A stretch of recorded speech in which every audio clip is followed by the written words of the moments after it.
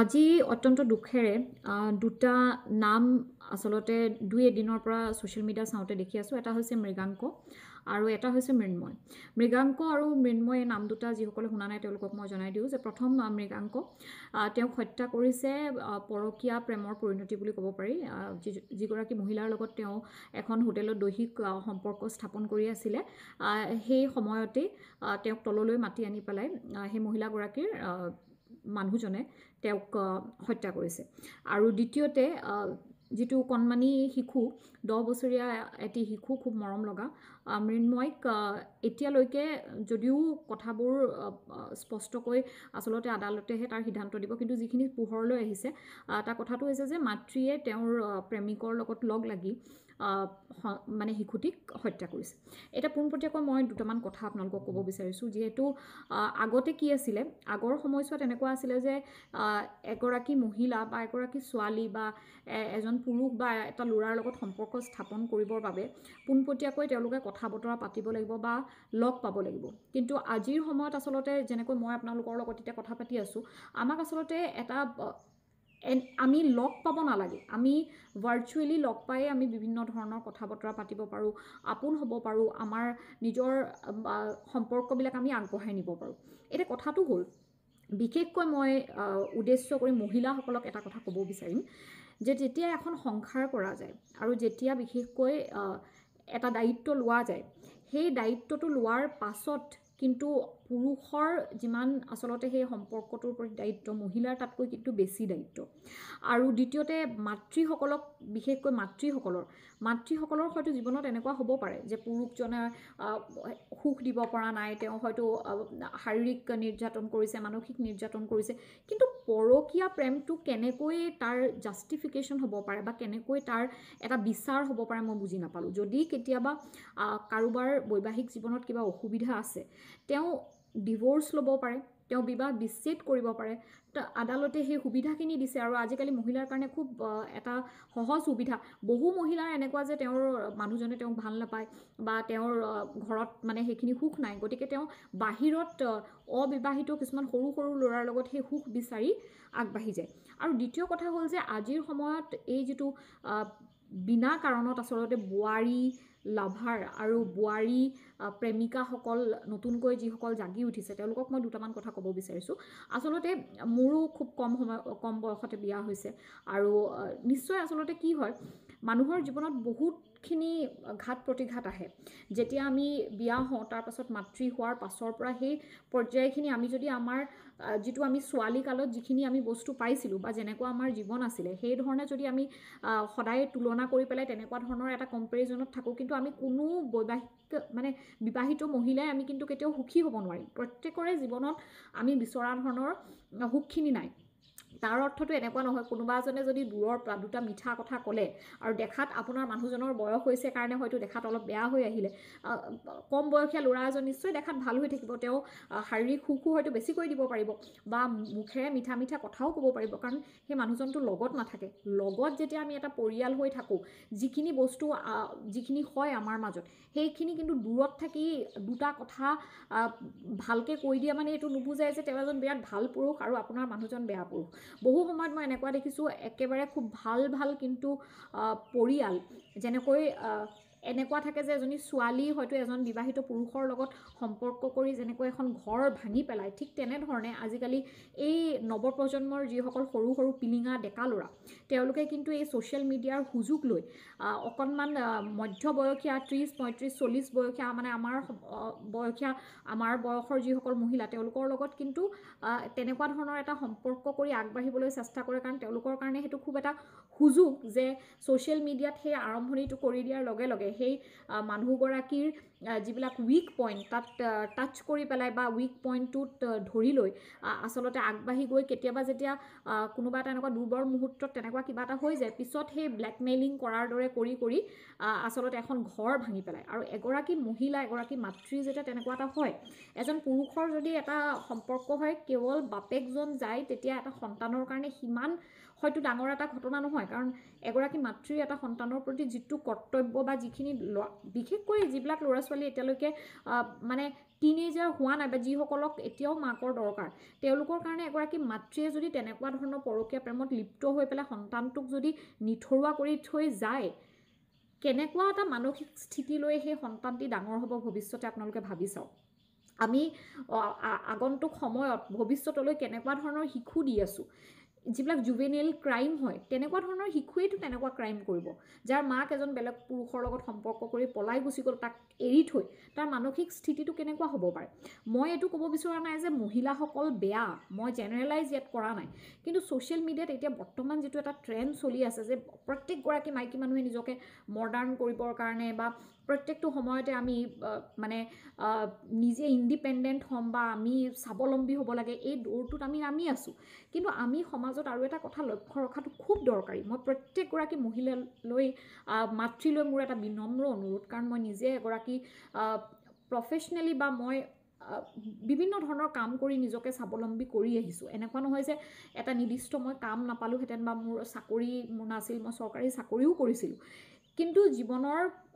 পৰিস্থিতিত মোৰ দুটা সন্তানক ডাঙৰ কৰাৰ স্বাৰ্থত মই বহুতখিনি মোকামিলা জীৱনত কৰিছোঁ কিন্তু তাৰ অৰ্থ এইটো নহয় যে মই জীৱনত অসুখী বা সেইখিনি কৰি মই বিৰাট এগৰাকী মহান মহিলা বনিলোঁ মই ভাবোঁ যে প্ৰত্যেকগৰাকী মাতৃয়ে যেতিয়া এটা দায়িত্ব লয় এটা শিশু জন্ম দিয়ে তেওঁৰ এইটো নৈতিক কৰ্তব্য তেওঁ পুৰুষৰ লগত সমানে এষাৰ কথা ক'লে নহ'ব যে তেওঁতো ওলাই যায় তেওঁতো চাকৰি কৰে তেওঁতো মজা কৰিছে আমুক কৰিছে মই কিয় নোৱাৰিম তেতিয়াহ'লে আচলতে সন্তানটো জন্ম দিয়াৰ সময়তে প্ৰত্যেকগৰাকী মহিলাই এইটো চিন্তা কৰা উচিত যে তেওঁ এই দায়িত্বখিনি ল'বৰ কাৰণে উপযুক্ত হয় নে নহয় কাৰণ সন্তান এটা জোৰ কৰি এজন পুৰুষে ভৰাই দিব নোৱাৰে আপোনাৰ শৰীৰত সেইটোৰ সিদ্ধান্ত ল'ব পৰাখিনি প্ৰত্যেকগৰাকী মহিলাৰ হাতত দায়িত্ব আছে গতিকে যিসকল নৱবিবাহিতা বা যিসকল ছোৱালী তেওঁলোকলৈ মোৰ এটাই অনুৰোধ মাতৃ হোৱাৰ দায়িত্বটো বহুত ডাঙৰ দায়িত্ব আৰু দ্বিতীয়তে বিবাহিত হোৱাৰ দায়িত্বটোও এটা বিৰাট ডাঙৰ দায়িত্ব গতিকে এটা সময়ত খুব ভাল লাগিলে বুলিয়ে এই যিটো ইনফেচুৱেশ্যন বুলি আমি কওঁ অকণমান ঘপককৈ কিবা এটা বস্তু আমাৰ ভাল লাগি যায় তাৰ অৰ্থ এইটো নহয় যে যেতিয়া এজন মানুহৰ লগত গোটেই জীৱন থাকিব লাগিব আৰু সেই মানুহজনৰ লগত থাকি আৰু এটা বা দুটা জীৱন যেতিয়া পৃথিৱীলৈ আহিব সেই সময়ত কিন্তু আপোনালোকৰ জীৱনটো মহিলাসকলৰ বিশেষকৈ একেবাৰে সলনি হ'ব আৰু সেই সময়ছোৱাত কিন্তু 21 দশকৰ মহিলা বুলি নিজকে মই মডাৰ্ণ মহিলা মই ওলাই যামেই মই পুৰুষৰ লগত সমান এই কথাষাৰ কোৱা কিন্তু মহিলাসকলক মই সমৰ্থন নকৰোঁ কাৰণ মই ভাবোঁ যে মাতৃসকলৰ দায়িত্ব সদায় মানে পিতৃজনতকৈ বেছি কাৰণ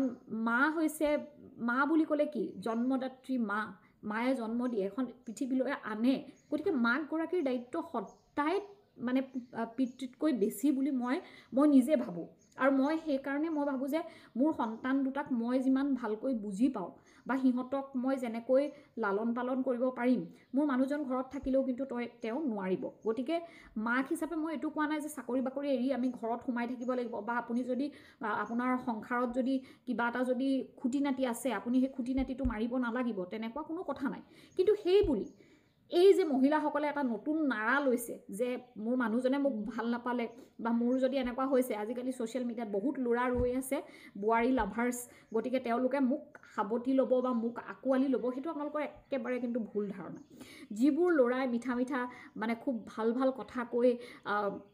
বিবাহিত মহিলাৰ জীৱনত সোমাই বিষ ঢালি এখন সুখৰ সংসাৰ ভঙাৰ চেষ্টা কৰি আছে তেওঁ কিন্তু এবাৰ যেতিয়া তেওঁ শাৰীৰিক ভোক আৰু আৰ্থিকভাৱে তেওঁক লগাখিনি যেতিয়া সম্পূৰ্ণ হ'ব আপোনালোকক তেওঁলোকে ঘূৰিও নাচায় এই কথাষাৰ কিন্তু মই প্ৰত্যেকগৰাকী মহিলাক উদ্দেশ্যি কৈছোঁ আৰু ছ'চিয়েল মিডিয়াত যিবিলাক পোষ্ট কৰা যায় বিশেষকৈ মই বিবাহিত মহিলা মাতৃ তেওঁলোকৰ এটা কথা মই বুজি নাপাওঁ যে তেওঁলোকে আচলতে আমি বয়সতকৈ সৰু কিয় হৈ থাকিব লাগে বা আমি এইটো কথা কিয় লুকুৱাই ৰাখিব লাগে বা এইটো কথা কিয় আমি উপস্থাপন কৰিব নোৱাৰোঁ যে প্ৰাউডলি যে yes we are married we have kids, we are independent, we are doing everything, but we love our family, our husband, our whole family. তো আমি সেই বস্তুখিনি মেইনটেইন কৰি মডাৰ্ণ হ'ব পৰাটোহে আচলতে 21 দশকৰ মডাৰ্ণ মহিলাৰ উদাহৰণ হ'ব আপুনি যদি কেৱল ভাবিছে যে মই ইণ্ডিপেণ্ডেণ্ট হৈ ল'ৰা ছোৱালী দায়িত্ব নলৈ মই যদি ঘৰৰ পৰা ওলাই গৈছোঁ একদম মই যি মন যায় তাকে কৰিছোঁ তাৰ মানে এগৰাকী আধুনিক মহিলাৰ উদাহৰণ কিন্তু ক্ষমা কৰিব যিসকলে তেনেকৈ ভাবে তেওঁলোকক মই একেবাৰে সহমত নাৰাখোঁ যিসকল মহিলাই নিজৰ যিটো মানে এটা পেছাদাৰী তেওঁলোকৰ দায়িত্ব, সেই দায়িত্বখিনি পালন কৰাৰ উপৰিও মাতৃত্ব বা পত্নী হৈ থকাটো মই নকওঁ যে বহুত হয়তো দুজন মানুহৰ মাজত সেইখিনি বুজা পৰা নাথাকিব পাৰে, কিন্তু এগৰাকী ভাল মানে মাতৃ হ'ব পৰাটোত কিন্তু কোনো খুটি নাতি আচলতে থাকিব নালাগে। কাৰণ সন্তানটো আপোনাৰ নিজৰ, সেই সন্তানটিক ডাঙৰ কৰিবলৈ আপোনাৰ যদি মানুহজনৰ লগত ভালো নাই, তথাপি মই নাভাবোঁ যে আৰু এজন মানুহ লাগিবই বুলি কিবা নিৰ্দিষ্ট কথা আছে। যিসকল মহিলাই জীৱনত সুখ পোৱা নাই তেওঁলোকে নিজে নিজৰ কাৰণে যথেষ্ট হ'ব পাৰে। এনেকুৱা নহয় যে জীৱনত সদায় আপোনাক কোনোবা এজন পুৰুষ লাগিবই, আপুনি শাৰীৰিক সুখখিনি পাবই লাগিব। হয়তো কিছুমান সময়ত আমি নিজকে বান্ধি ল'ব লাগিব, যেতিয়া আমি মাতৃ পৃথিৱীলৈ এটা জীৱন অনাৰ পাছত দায়িত্ব বহুত, মই আৰম্ভণিতেই কৈছোঁ। গতিকে যদিও মোৰ কথাখিনি শুনিবলৈ হয়তো আপোনালোকে হয়তো বহুতে এনেকৈ ক'ব যে আপোনাৰ জীৱনত চব আছে, আপোনাৰ মানুহজনে আপোনাক ভাল পায়, আপোনাৰ আৰ্থিকভাৱে আপুনি সবল, সেইকাৰণে সেইখিনি কথা কৈছে। কিন্তু মই আপোনালোকক এটা কথাই ক'ম যে আপুনি মোৰ জীৱনটো নাজানে বা ময়ো আপোনাৰ জীৱনটো নাজানো, কিন্তু মই এটা কথা জানো, পৃথিৱীৰ যিমান মাতৃ আছে প্ৰত্যেকেই নিজৰ সন্তানক সেই একেই 9 মাহ পেটত গৰ্ভত ৰাখিয়ে জন্ম দিয়ে, আৰু সেই সন্তানটি তেওঁৰ নিজৰ তেজ মঙহৰ। গতিকে এটা ক'ৰবাৰ দূৰত থকা এজন মানুহৰ লগত প্ৰেম কৰি মানে আপুনি গমেই পোৱা নাই যে পিছৰ জীৱনটো আপোনাৰ কেনেকুৱা হ'ব, তাৰ কাৰণে আপুনি নিজৰ গাৰ মঙহক যদি আপুনি অত্যাচাৰ কৰিব পাৰিছে, আপুনি মাৰি পেলাব পাৰিছে, তেতিয়াহ'লে সেইটো আচলতে কেতিয়াও আমাৰ সমাজৰ কাৰণে এটা সুস্থ উদাহৰণ হ'বই নোৱাৰে। আৰু তেনে মহিলাৰ কাৰণে কি হৈছে, আমি যিসকল এনেকুৱা মহিলা আছোঁ যিসকলে বাহিৰলৈ ওলাই গৈছোঁ, কাম কৰিছোঁ, আমি জিম কৰিছোঁ, নিজকে ভালে ৰাখিছোঁ, এতিয়া কথাবোৰ এনেকুৱা হৈ পৰিছে যে মানুহে সন্দেহৰ দৃষ্টিৰে চাব লগাত পৰি গৈছে। হ'বই, কাৰণ যেতিয়া নিউজবিলাক এনেকৈ ফ্লেছ হ'ব, আগতে আছিলে পুৰুষসকলে মহিলাক মানে তেওঁলোকে কয় ন যে তেওঁলোকেহে মানে বেলেগ মহিলাৰ লগত ৰিলেশ্যন কৰি পেলাই হয়তো সেই যিটো হিন্দীত কয় যে ধোকা দিছিলে বা তেওঁলোকক তেনেকৈ অত্যাচাৰ কৰিছিলে। কিন্তু এতিয়াতোতো মহিলাসকলৰ যিবিলাক উদাহৰণ আমি ছ'চিয়েল মিডিয়াত পাই আছোঁ, এতিয়াতো মহিলাসকল তাতোতকৈ বহু গুণে ওপৰলৈ গুচি যোৱা যেন মোৰ অনুমান হৈছে। আৰু বিশেষকৈ অসমত যিবোৰ উদাহৰণ মই বৰ্তমান দেখি আছোঁ, মোৰ এই পেজটোত মই ইংৰাজীৰ ভিডিঅ' দিওঁ, কিন্তু মই ক'বলৈ বাধ্য হৈছোঁ যে মহিলাসকল সচেতন হ'বৰ হ'ল। মনটো উৰণীয়া, মনটোক ধৰি ৰাখিব পৰা সকলোৰে সকলোবোৰ কামেই কৰিব মন যায়, যিবোৰ আচলতে নকৰিবলৈ কোৱা যায়। কিন্তু আমি মানুহ এইটো কাৰণেই, আমি জন্তু এইটো কাৰণেই নহয় যে আমি মনটোক ধৰি ৰাখিব পৰা শক্তিখিনি আমাৰ মগজুত, মানে সেই শক্তিখিনি আমাৰ আছে। গতিকে মোৰ প্ৰত্যেকগৰাকী মহিলালৈ এটাই অনুৰোধ, পুৰুষৰ লগত কেৱল এটাই সম্পৰ্ক থাকিব নোৱাৰে, পুৰুষৰ লগত বেলেগ সম্পৰ্কও মানুহৰ থাকে। কিন্তু এই যে এনেকুৱা পৰকীয়া প্ৰেম আৰু এনেকুৱা কিছু চৰিত্ৰহীনা মহিলাৰ কাৰণে আচলতে এজন পুৰুষৰ লগত যদি কোনোবাই এগৰাকী মহিলাই এটা ভাল সম্পৰ্ক, বন্ধুত্ব, ককাই ভাই এনেকুৱা এটা সম্বন্ধও যদি কৰিব বিচাৰে, যদি তেজৰ ৰিলেশ্যন নাই, কিন্তু আজিৰ সময়ত কৰিব নোৱাৰে। কাৰণ তেনেধৰণৰ মহিলাৰ কাৰণেই বাকী মহিলাখিনিও কিন্তু বহুত বিপদত আহিব লগা হৈছে। গতিকে আশা কৰিছোঁ মই কোৱা কথাখিনি মই কাকো আঘাত কৰিবলৈ কোৱা নাই, কিন্তু মই অনুভৱ কৰোঁ যে প্ৰত্যেকগৰাকী মহিলাই এই কথাখিনি ভাবি চোৱাটো উচিত। আৰু আশে পাশে যদি আপোনালোকৰ তেনেকুৱা মহিলা কাৰোবাক পায়, সৎ পথলৈ আনিবলৈ চেষ্টা কৰাটো উচিত। কাৰণ চুৰ কৰি কোনোবা এটা পৰকীয়া প্ৰেম কৰাতকৈ বিবাহ বিচ্ছেদ কৰি, চৰকাৰে সেইটো সুবিধা দিছে, দ্বিতীয়বাৰ আকৌ বিবাহ কৰিব পাৰি, আপুনি বিবাহ কৰক, সন্তানটোক এটা নিৰ্দিষ্ট স্থানত ৰাখক, হোষ্টেলত ৰাখক, তাক ককা আইতাকক দিয়ক, কিবা এটাতো কৰিব পৰা যাব। সেইখিনি সাহস ৰাখিব লাগিব। যদি সঁচাকৈ এটা বিবাহৰ পৰা আঁতৰি পেলাই কোনোবা এজন ল'ৰাৰ লগত বা কোনোবা এজন পুৰুষৰ লগত প্ৰেম হৈছে, সেইখিনি সাহসো ৰাখিব পাৰিব লাগিব। গতিকে আজি ইমানেই ক'লোঁ। আশা কৰিছোঁ কণমানি মৃন্ময় আৰু